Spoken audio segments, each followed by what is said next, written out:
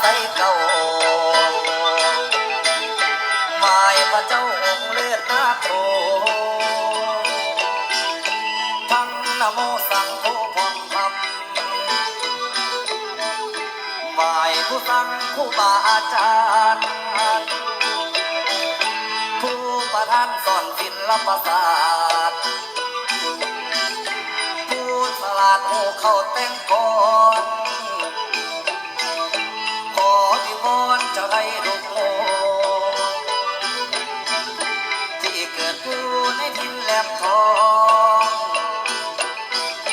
พวกเขาของมรดกสืบไปรักษาไว้เป็นเกียรติศักดิ์ศรีของเขาดีเอามาอวดอ้างให้กระจ่างให้ฟังได้เห็นนาฏศิลป์เป็นคู่ของเราพวกผู้เฒ่าฟังแล้วมวนโหพวกเป็นผู้สั่งสอนสืบไว้รักษาไว้ในโบราณตามตำนานน้องหันเมืองใหญ่รักษาไว้หุ่นลูกหุ่นหลานในตำนานหลังมาติดต่อผู้เพิ่นก็สร้างบนบังไฟมีเงินไก่บังไฟมาแข่งผู้เพิ่นแต่งละคือพญาขอ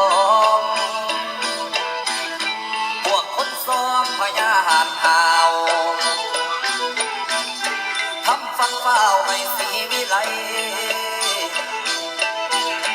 ประกาศไปทุกคนทุกแห่งบ่ได้แบ่งบ้านนอกบ้านนามีธิดาคนสวยนางไอนับว่าได้เป็นยอดนารี